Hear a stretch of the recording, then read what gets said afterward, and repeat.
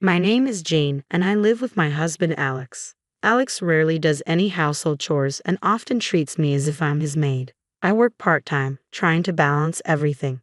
Hey, could you cook dinner tonight? I asked Alex one evening. He looks at me, confused. Huh? Why? We're short-staffed today, and I might have to work overtime. Can you cook dinner for a change? He scoffs. What are you whining about? I'm the one who brings home the bacon. It's only natural you do all the housework. His tone is dismissive, making me feel small and insignificant. So, I let the matter drop. One day, as I was finishing up some chores, I heard a cheerful voice. Hey there, I'm home. A man walked in energetically. It was my brother-in-law, Mike. Mike? What are you doing here? I asked, surprised. What do you mean? This is my house, he replied, confused. It seemed he mistakenly believed he was at his parents' house, and our conversation felt completely out of sync. Oh, if it's not my folks' place, you should have just told me that, Mike said. I did tell you that, I responded, a bit exasperated. Well, since you're here, make yourself at home, Alex said unexpectedly. Wait, what? Why are you okay with this? I protested, but Alex ignored me, and so Mike stayed with us. From the beginning, it was clear that Mike was an incredibly rude guest.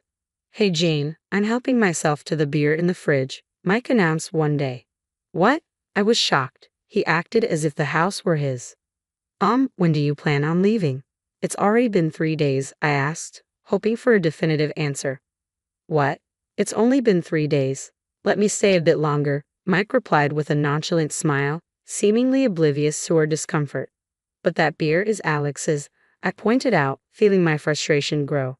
So, why don't you just buy some more? Mike retorted casually. It's not about the beer. I wanted to argue, but it seemed pointless to explain. I ended up staying silent. When is your brother planning to leave? I finally asked Alex, hoping for a resolution. Huh? What do you mean? Mike isn't going anywhere anytime soon, Alex replied, surprising me. What? But he said, I began, realizing Mike had no plans to leave. It turned out he had a falling out with his parents and didn't want to return home. He had mistakenly believed this was his parents' house, though now it seemed he might be playing along. Anyway, where's my beer? Alex interrupted. Well, it's gone. Mike drank it, I replied, feeling a mix of frustration and resignation. What? Seriously, just go buy some more. Alex snapped angrily, leaving me no choice but to head out to buy beer. As I prepared to leave, Alex called out, Oh, Jane, while you're out, grab some snacks too. Why can't you buy it yourself? Nah, it's a hassle. It's your job as the housewife, he said dismissively, treating me like a servant. Please, enough is enough. This behavior is disrespectful, and I won't tolerate it. Ha! Are you standing up to me? Mike suddenly took on a threatening demeanor as soon as I challenged him. Look, I'm not trying to overstay my welcome. I'm just crashing here for a bit, okay? But, shut up, no buts, Mike insisted firmly, making me feel overwhelmed by his pressure. Just as I struggled to respond, Alex walked into the room. What's going on? Why are you two arguing? Alex asked, clearly confused. Well, Mike won't leave our house, I explained decently. So what? It's okay if he stays, right bro? Alex replied casually, surprising me. What? I couldn't believe Alex didn't seem bothered by Mike's presence. And he's been drinking your beers, I added, hoping Alex would understand my frustration. You can just buy more, Alex said matter-of-factly. Right, fine, I'll do as you wish, Mike interjected, seeming to acquiesce reluctantly. Exhausted from the argument, I silently agreed to go buy more beer. My passive response seemed to worsen the situation, as Mike's behavior only grew more obnoxious. Hey, beer, Mike's voice echoed as I left the room. Do you really think you'll get a beer talking to me like that? Mike challenged, his tone confrontational. It had been a month since Mike arrived, and he had started treating me like an authoritarian spouse. Well, isn't there a polite way to ask for things? I responded cautiously, hoping to reason with him. Ha! Are you trying to lecture me, just a housewife? Mike belittled me, making his disdain clear. Hey Jane, I'm off to play golf. You two have fun, Alex's voice interrupted from the entrance. Wait, alone with Mike? I protested. Yeah, so what's the problem? Alex shrugged. There's a big problem. Given Mike's behavior lately, it's obvious he might cause trouble. Can't you take him along? He's not into golf. Alex brushed off my concerns, leaving me alone with Mike despite my objections. That's kind of hurtful. So you don't want to hang out with me that much? Mike approached, smirking. But when are you planning to leave this house? It feels like you're treating me like a servant, I retorted, frustrated. Not like, you were my servant, he declared, the words cutting deep. I'm single after all. Always wanted a servant like this. His tone suggested he genuinely believed a housewife was little more than a servant. What a terrible man. I'm not a servant, I'm a proper housewife, I insisted, trying to maintain my dignity. What's the difference? Just bring me some snacks. Hurry up, Mike ordered nonchalantly, lounging in the living room, his entitlement palpable. I ignored him as Mike threw an ashtray. Thankfully, it missed me but shattered the glass on the shelf. Hey, who do you think runs this place? You're getting too cheeky, Mike growled, his anger simmering. Feeling unsafe, I reluctantly fetched him snacks and a new beer. Perfect. This is the life I've always wanted, he exclaimed, reveling in his perceived authority. I feared another outburst if I displeased him, so I waited anxiously for Alex to return. I'm home, Alex finally announced after several hours. Alex, I was so scared, I confess, hoping for his support. Whoa, what happened in here? It's a mess, Alex remarked, more concerned with the room's condition than my distress. Well, Mike threw an ashtray, and I was scared, I tried to explain to Alex. What? It didn't hit you, did it? Then it's no big deal, right? Alex responded casually, shocking me. Would any caring husband react like this if his wife could have been seriously hurt? Hey, welcome home. Your wife trashed the room, Mike interjected, unfairly blaming me for the mess. What? You're the one responsible. Why are you blaming my brother? I protested, frustrated. No, it's not like that. I insisted desperately, but Alex, possibly due to being drunk, refused to listen. He scolded me to clean up and take care of Mike. Dealing with drunk Alex was exhausting. He repeated himself endlessly. Even though I was exhausted, I had no choice but to endure his lectures to avoid more trouble. I'm tired, I sighed, 2 hours after Alex came home. Finally, his lectures were over, but I was completely drained. So, what's for dinner? Alex asked mercilessly. Didn't you eat out? I responded, feeling too tired to even think about cooking. Why would I eat out? You mean you haven't prepared anything? Alex's words cut deep after the 2 hours scolding. How could he expect me to have cooked under those circumstances? Oh, you're so useless. You're really failing as a housewife, Alex continued, dismissing my value as a person. What had I done to deserve this treatment? You're getting scolded. This is hilarious. Mike chuckled from the sidelines, finding amusement in my misery. It seemed tormenting others was a pastime for these brothers. Despite my exhaustion, I ended up cooking for Alex and Mike. They even complained about the food, adding to my despair.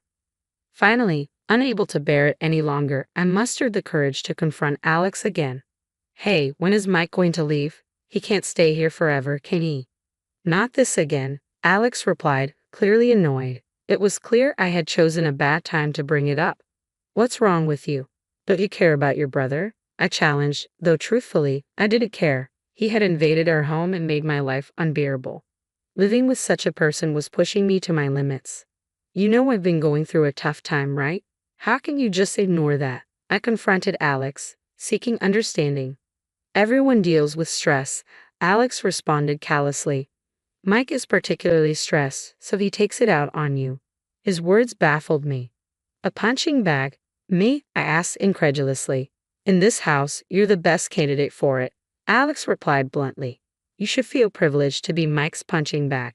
His words stung deeply, rejecting my feelings entirely. I don't want that, I shouted in protest, but Alex dismissed me. It's not about what you want. You're just a punching bag. Punching bags don't have feelings, he asserted coldly.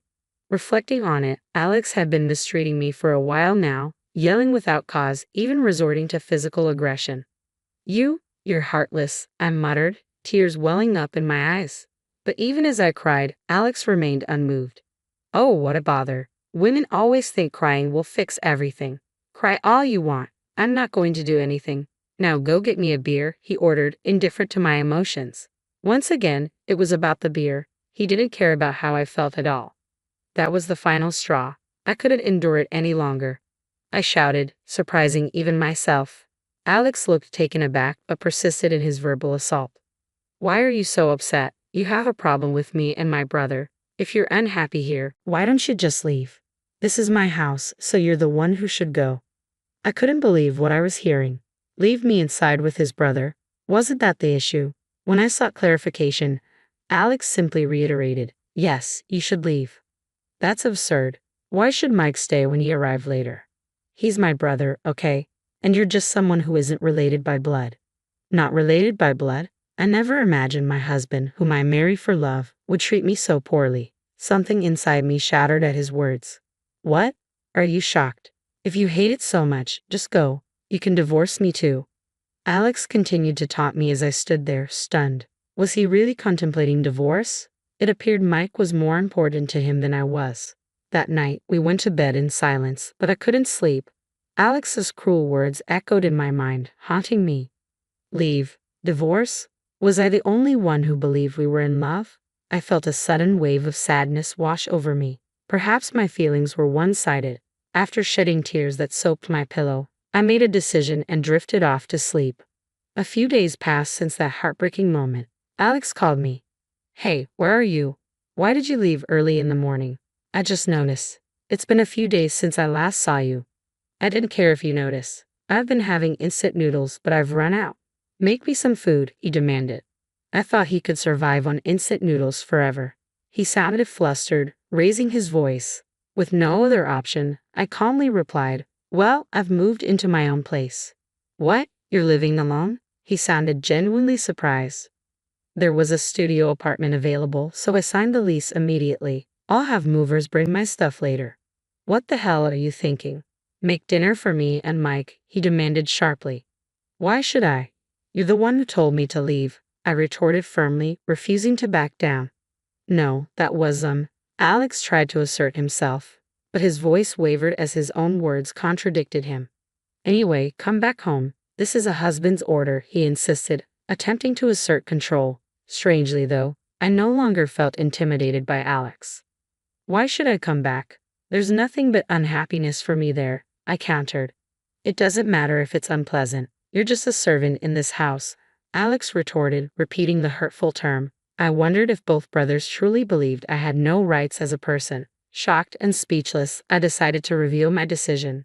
Alex, you know what? I've decided to take your advice. What? What are you saying? I'm filing for divorce. What? Divorce? He appeared genuinely taken aback. It was odd. Why was he so surprised when he had initiated the topic? Don't be absurd. There's no way I'm getting a divorce. I refuse, he asserted firmly, seemingly unwilling to lose a convenient housekeeper. But his dismissive attitude couldn't shake my resolve. It's because of you and your brother. You've both oppressed me for so long. I've been holding back, I insisted, feeling the weight of my words.